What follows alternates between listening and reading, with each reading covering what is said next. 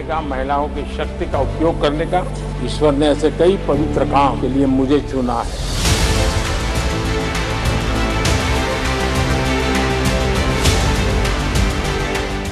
నమస్తే, welcome to TV9 exclusive. నేను దీప్తి వాజ్పేయి. జమిలీ ఎన్నికలు ఇప్పట్లో జరగవు, ఇదే బాటమ్ లైన్. మరో 10 ఏళ్ల దాకా దేశమంతా ఒకేసారి ఎన్నికలు జరపడానికి ఛాన్సే కనిపించట్లేదు.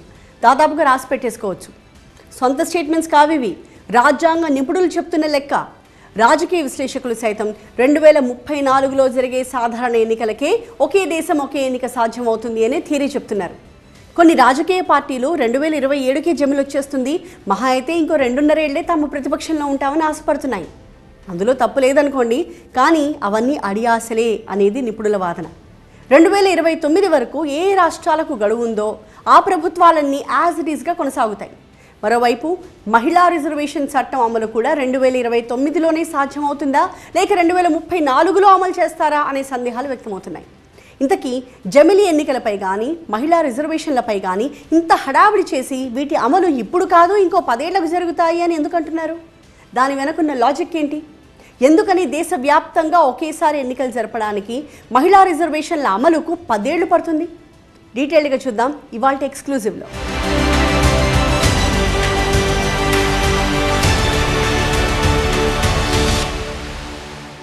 ముందుగా వన్ నేషన్ వన్ ఎలక్షన్ గురించి చూద్దాం. జమిలీ ఎన్నికలు జరపాలి అన్నది బీజేపీ కళ. 2014లో బంపర్ మెజారిటీతో అధికారంలోకి వచ్చినప్పుడే అంతా ఫిక్స్ అయ్యారు ఇక జమిలీ తథ్యమని. 2019లో అంతకు మించి మెజారిటీతో గెలిచారు. అయినా సరే 10 ఏళ్ల పాటు జమిలీ తుట్టని కదిలించలేదు. 2024లో మెజారిటీ తగ్గి సంకీర్ణానికి వచ్చినప్పుడు జమిలీ జోలికి బీజేపీ వెళ్లదు అనే అంతా అనుకున్నారు. అనూహ్యంగా జమిలీకి సై అంటూ లోక్సభలో బిల్లుని సైతం ప్రవేశపెట్టింది బీజేపీ. ఇప్పటి వరకు ఉన్న అంచనాలు ఏంటంటే ఇకపై సాధారణ ఎన్నికలు జరిగితే అది జమిలీ ఎన్నికలే అని. ఇంకొంతమంది ఆశావహులు ఏకంగా 2027కే జమిలీ వచ్చేస్తుందని అభిప్రాయపడుతున్నారు. సీఎం చంద్రబాబు అయితే జమిలీ వచ్చినా 2029 వరకు ఏపీలో తమ కూటమి ప్రభుత్వం ఖచ్చితంగా కొనసాగుతుంది అని ముందు నుంచి చెప్తున్నారు. సో ఎవరి అంచనాలు వాళ్ళకు ఉండొచ్చు, ఎవరి అభిప్రాయాలు వాళ్ళు చెప్పొచ్చు, కానీ వాస్తవం అంటూ ఒకటి ఉంటుందిగా. బిల్లుని క్షుణ్ణంగా చదివిన నిపుణులు, రామ్నాథ్ కోవింద్ సిఫార్సులను ఔపోసన పట్టిన విశ్లేషకులు అందులోని వాస్తవాన్ని బయటపెడుతున్నారు. బిల్లుని ఆమూలాగ్రం చదివాక అర్థమవుతున్నది ఏంటి అంటే మరో 10 ఏళ్ల వరకు జమిలీ ఎన్నికలు ఉండబోవు అనే ముగింపుకొచ్చారు. ఎన్నికలు జరపడానికి ఏముంది, కేంద్రంలోని ప్రభుత్వం ఇలా అనుకుంటే అలా పెట్టేయచ్చు. అలాంటిది 10 ఏళ్లు పడుతుందా అంటే నిజమే, 10 ఏళ్లు పడుతోంది.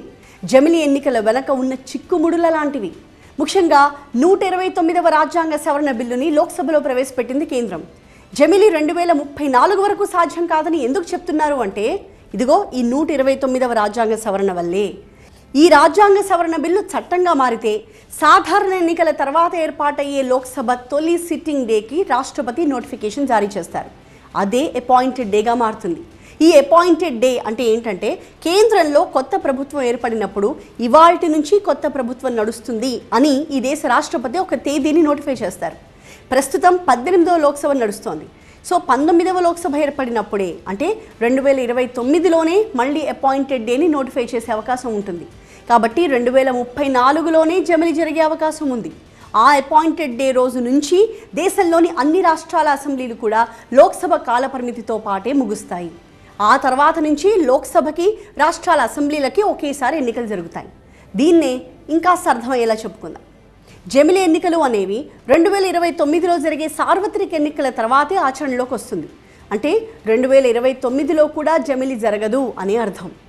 ఎలా అంటే 2029 మే నెలలో జనరల్ ఎలక్షన్స్ జరిగితే అప్పుడు 19వ లోక్సభ ఏర్పడుతుంది. ఆ లోక్సభ ఏర్పడిన మొదటి సిట్టింగ్ డేని రాష్ట్రపతి నోటిఫై చేస్తారు. ఫర్ ఎగ్జాంపుల్ 2029 జూన్ 1వ తేదీని అపాయింటెడ్ డేగా రాష్ట్రపతి నిర్ధారిస్తే ఆ తర్వాత ఏర్పడే రాష్ట్రాల అసెంబ్లీలన్నీ ఆ లోక్సభతో పాటే ముగుస్తాయి. సో సీఎం చంద్రబాబు చెప్పినట్టు ఏపీలో 2029లోనే ఎన్నికలు జరుగుతాయి. ఒడిశా, అరుణాచల్ ప్రదేశ్, సిక్కిం అసెంబ్లీలకు కూడా 2029లోనే ఎన్నికలుంటాయి. ఇక తెలంగాణ, రాజస్థాన్, మధ్యప్రదేశ్, ఛత్తీస్గఢ్కి 2023లో ఒకేసారి ఎన్నికలు జరిగాయి. సో తెలంగాణతో పాటుగా ఆ రాష్ట్రాలకు 2028 నవంబర్, డిసెంబర్లోనే అసెంబ్లీ ఎన్నికలు జరుగుతాయి. మళ్ళీ 2033 నవంబర్ వరకు తెలంగాణలో ఆ ప్రభుత్వం కొనసాగుతుంది. ఇందాక చెప్పుకున్నట్టుగా అపాయింటెడ్ డేట్ 2029 జూన్ 1 నుంచి మొదలై 2034 మే నెలలో ముగుస్తుంది. అంటే 2033లో జరిగే తెలంగాణ అసెంబ్లీ ఎన్నికలకు 2034లో జరిగే లోక్సభ ఎన్నికలకు మధ్య 6 నెలల గ్యాప్ ఉంటుంది. ఆ గ్యాప్ వరకు రాష్ట్రపతి పాలన విధించే అవకాశం ఉంది అని రాజ్యాంగ నిపుణులు చెప్తున్నారు. అదేవిధంగా 2028 మే జూన్ నెలల్లో కర్ణాటక, త్రిపుర, మేఘాలయ, నాగాలాండ్ రాష్ట్రాల అసెంబ్లీలకు ఎన్నికలు జరుగుతాయి. ఆ రాష్ట్రాల ప్రభుత్వాల గడువు 2033 మే జూన్ నెలల్లో ముగుస్తాయి. అంటే 34లో జరిగే లోక్సభ ఎన్నికలతో ఆ రాష్ట్రాలకు ఏడాది వ్యవధి ఉంటుంది. అంటే 2034లో జరిగే లోక్సభ ఎన్నికలతో ఆ రాష్ట్రాలకు ఏడాది గ్యాప్ ఉంటుంది. ఇక్కడ ఏకంగా ఏడాది గ్యాప్ వస్తోంది కాబట్టి ఆ ఏడాదికే అసెంబ్లీ ఎన్నికలు పెట్టడమో లేదా రాష్ట్రపతి పాలన అమలు చేయడమో చేస్తారు. మిగిలిన రాష్ట్రాల్లో కూడా ఇదే ఫార్ములాని అప్లై చేస్తారు. వ్యవధి తక్కువైతే రాష్ట్రపతి పాలన, వ్యవధి ఎక్కువగా ఉంటే మళ్ళీ ఎన్నికలు పెట్టడం అనే ఫార్ములా అప్లై చేయవచ్చు. ఇక్కడ రాష్ట్రపతి నోటిఫై చేసే అపాయింటెడ్ డే అనేది చాలా ఇంపార్టెంట్. ఆ అపాయింటెడ్ డే 2029లో మాత్రమే సాధ్యం. ఎందుకో ఇందాక మనం చెప్పుకున్నాం, లోక్సభ ఏర్పడిన తొలి సిట్టింగ్ డేని అపాయింటెడ్ డేగా పరిగణిస్తారు. కాబట్టి 2029లో కూడా సాధారణ ఎన్నికలు సాధారణంగానే జరుగుతాయి. అంటే 2034లో మాత్రమే జమిలీకి అవకాశం ఉంటుంది అనేది నిపుణులు చెబుతున్న మాట.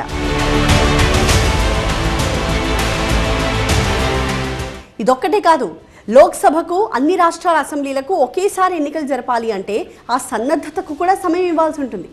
ఫర్ ఎగ్జాంపుల్, ఈవీఎంల సంగతే మనం తీసుకుందాం. దేశవ్యాప్తంగా ఒకేసారి ఎన్నికలకు లక్షల సంఖ్యలో ఈవీఎంలు అవసరం అవుతాయి. ఇప్పుడు అందుబాటులో ఉన్న ఈవీఎంలకు కనీసం 3 ఈవీఎంలు అవసరం అవుతాయి అనేది ఒక అంచనా. అంటే కొత్తగా లక్షలాది ఈవీఎంలను సమకూర్చుకోవాలి.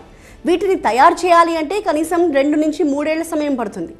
ఇక భద్రతా పరంగా కూడా చాలా పెద్ద ఎత్తున ఏర్పాట్లు చేయాల్సి ఉంటుంది. సున్నితమైన రాష్ట్రాలు, అత్యంత సున్నితమైన పోలింగ్ బూత్ల దగ్గర భద్రతా బలగాలు భారీగా మోహరించాల్సి ఉంటుంది. సో రక్షణ పరంగా ఒకేసారి ఎన్నికలకు తీసుకోవాల్సిన జాగ్రత్తలు చాలా ఉన్నాయి. ఇంకొక వైపు ఉద్యోగులను, ఎన్నికల సిబ్బందిని, దేశవ్యాప్తంగా ఎన్నికల సరంజామాన్ని తరలించడానికి వాహనాలను ఉపయోగించాల్సి ఉంటుంది. ఇంత ప్లానింగ్ జరగడానికి ఖచ్చితంగా టైం పడుతుంది. ఆ రకంగా చూసినా సరే 2034 వరకు జమిలీ ఎన్నికలు జరిగే అవకాశమే లేదు అనేది న్యాయ నిపుణుల అభిప్రాయం. జమిలీ ఎన్నికలు జరపాల్సి వస్తే అందులో మహిళా రిజర్వేషన్లను కూడా అమలు చేయాలనే డిమాండ్ గట్టిగా వినిపిస్తోంది. మహిళా రిజర్వేషన్లు అమలు చేయాలి అంటే ముందుగా నియోజకవర్గాల పునర్విభజన చేయాల్సి ఉంటుంది. ఆ డీలిమిటేషన్ జరగాలంటే జనాభా లెక్కలు తీయాలి. సో ఒక్క జమిలీకి ఇన్ని లింకులున్నాయన్నమాట. महिलाओं को अधिकार देने का, महिलाओं की शक्ति का उपयोग करने का ईश्वर ने ऐसे कई पवित्र काम के लिए मुझे चुना है.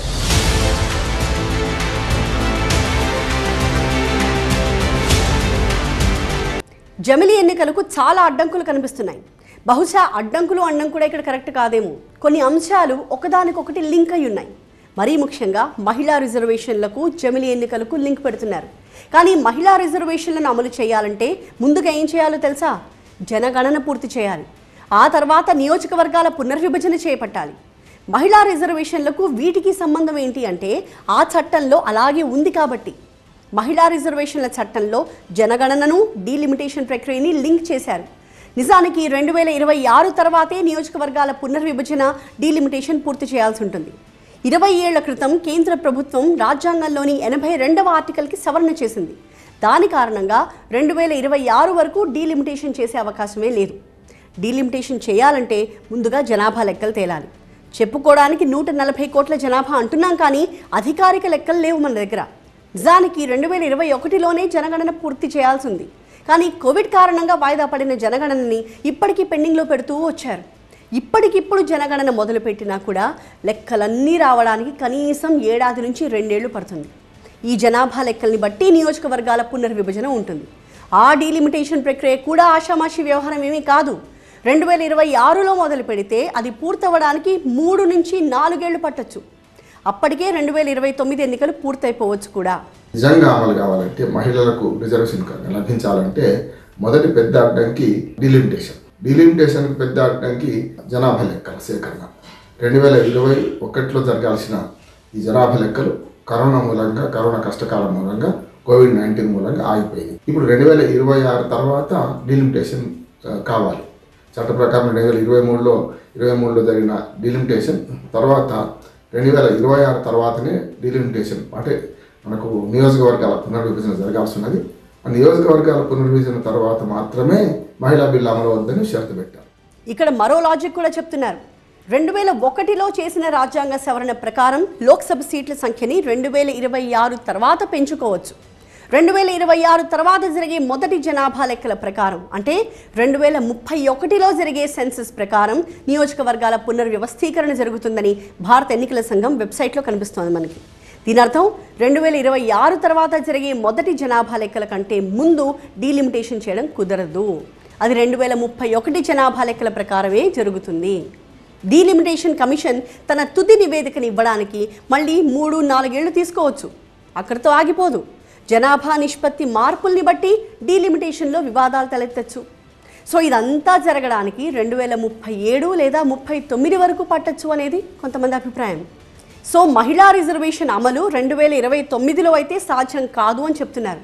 పోనీ 2034లో అయినా అవుతుందా అంటే ఈ ఈక్వేషన్లని బట్టి 10 ఏళ్లకు కూడా సాధ్యం కాకపోవచ్చు అంటున్నారు.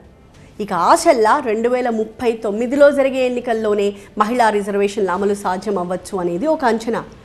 సంవత్సరం 23 సెప్టెంబర్ 2023లో సెప్టెంబర్ 20వ తారీఖున బిల్లు ప్రవేశపెట్టారు. ఏముంది ఆ బిల్లు? కనీసం ఇప్పుడు ఈ ఎన్నికల ముందు బిల్లు ఆమోదించారు కదా. ఎందుకు ఆమోదించారు? ఎన్నికల ముందు ఆమోదించిన బిల్లు ప్రకారం వచ్చే ఎన్నికల్లో కనీసం మహిళలకు 1/3 రిజర్వేషన్లు కేటాయించారా? లేదు. అందులో అన్ని కండిషన్సే. డీలిమిటేషన్స్ అయినాక మాత్రమే బిల్లు అమల్లోకి రావాలి. జనగణన జరిగినాకే బిల్లు అమల్లోకి రావాలి. అంటే 2029కి అమల్లోకి వచ్చినా గొప్పే అన్నమాట. అందుకే కాంగ్రెస్ పార్టీ ఒక డిమాండ్ చేస్తోంది. జనాభా లెక్కలు, నియోజకవర్గాల పునర్విభజన కోసం ఎదురు చూడకుండా వెంటనే రిజర్వేషన్లు అమలు చేయాలి అని పట్టుబడుతోంది. అసలు 2024 ఎన్నికలకే మహిళా రిజర్వేషన్లు అమలు చేయాలని అప్పట్లో కాంగ్రెస్తో పాటుగా ఇతర విపక్షాలు కూడా పార్లమెంట్లో డిమాండ్ చేశాయి. రిజర్వేషన్ల అమలుని వాయిదా వేయాల్సిన అవసరమే లేదు అని కూడా వాళ్ళంతా వాదించారు. కానీ కేంద్రం మాత్రం మహిళా రిజర్వేషన్ల అమలుని పూర్తి పారదర్శకతతో చేస్తామని చెప్తోంది. మనకు మహిళా బిల్లు అమలు కావాలంటే మొదట డీలిమిటేషన్ కావాలంటే జనాభా లెక్కలు కావాలి. ఈ రెండు కావాలంటే ఈ రెండు అయిన తర్వాతనే జమిలీ ఎన్నికలు అంటున్నారు. కనుక ఇవన్నీ కలిస్తే పుణ్యకాలం కాస్త గడిచిపోతుంది. 2029లో అమలు కావాలంటే ఇప్పటి నుంచే ఈ జనాభా లెక్కలు ఒకసారి 2025 నుంచి మొదలు పెట్టాలి. ఎందుకంటే ఒక సంవత్సరం ముందుగా ఒకవేళ జమిలీ ఎన్నికలకు మహిళా రిజర్వేషన్లకు గనక లింక్ పెట్టినట్టయితే ఇప్పట్లో జమిలీ జరిగే అవకాశమే లేదు. ఒకవేళ వచ్చే 2029 ఎన్నికల్లోనైనా మహిళలకు రిజర్వేషన్లు ఇవ్వాలి అనుకుంటే ఆర్టికల్ 82కి సవరణలు చేయడం తప్పనిసరి అవుతుంది. ఇప్పటికిప్పుడు మోదీ సర్కార్ ఆలోచన ఎలా ఉందని అంచనా వేస్తున్నారంటే 2025లో జనాభా లెక్కల సేకరణ జరిపి 2027 నాటికి నియోజకవర్గాల పునర్విభజనని పూర్తి చేసి ఆ తర్వాత వచ్చే ఎన్నికల్లో మహిళా రిజర్వేషన్లను అమలు చేయాలని భావిస్తున్నారట.